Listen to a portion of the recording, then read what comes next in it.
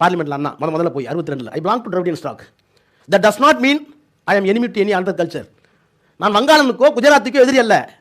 But we are having something different, something distinct to offer to the lot at large.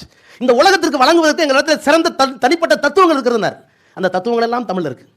அப்ப இத்தனை ஆண்டு காலம் இந்த தத்துவத்தை காப்பாற்றுவதற்கு இயக்கம் தேவைப்பட்டது. அந்த இயக்கத்திலே பெரியார், அண்ணா, கலைஞர்லாம் இருந்தாங்க. ஆட்சி பொறுப்பிற்கு வந்தார் அண்ணா. இந்த நாட்டுக்கு தமிழ்நாடுன்னு பேர் வச்சு அவர் தானே. இந்த மாதிரி சொல்றாங்க, இதுக்கு முன்னாடி தமிழ்நாடு இல்லையா, பாரதி பாடிட்டார். பாரதியார் பாடினார், பாரதியார் பாடினார். பக்தவச்சல முதலமைச்சர் 62 தீர்மானம் கொண்டு வரப்பட்டது. தமிழ்நாடு தீர்மானம், தமிழ்நாடு தீர்மானம் தோற்கடிக்கப்பட்டது காங்கிரஸ் ஆட்சியில். அப்ப அண்ணா பேசுகிறார், எடுத்து படிச்சு பாருங்க. ஏதாவது தெரியாம உளறிட்டு இருக்காங்க எல்லாரும். attempt was made in the assembly to change the name, it was defeated.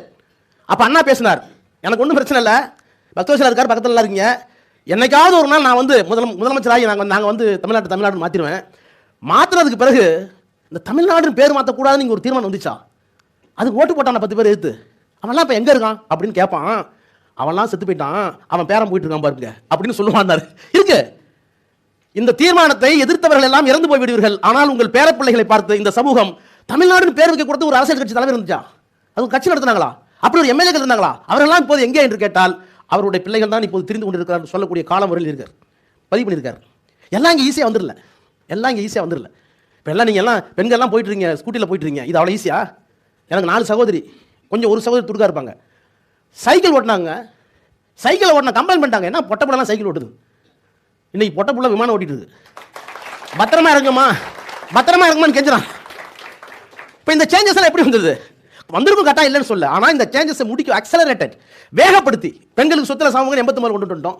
2004 தானே கொண்டு வராங்க டெல்லியில். இதை பார்த்துட்டு அப்போ 30 ஆண்டு காலம் பின்னால் இருக்கு. நான் தான் சொல்லுவேன், 30 ஆண்டு காலம் தமிழகம் முன்னேறி இருப்பதற்கு காரணம், மொழியை காப்பாற்றியதற்கு காரணம் திராவிட முன்னேற்ற கழகம், திராவிடர் கழகம், பெரியார், அண்ணா, கலைஞர், திராவிட தத்துவம்.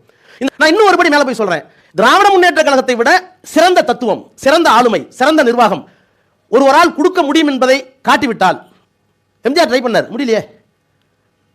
யாருக்கும் தெரியுமா? ஒன்றும் இல்லை, ஒரு சீஃப் மினிஸ்டர், ஒரு அரசியல் சட்டத்தில் இருக்கிற ஒரு சீஃப் மினிஸ்டர் எத்தனை பேருக்கு தைரியம் வரும்? ஆமாயா நாங்கள் out of control to Delhi பண்ணிக்க சொல்கிறோம்ல.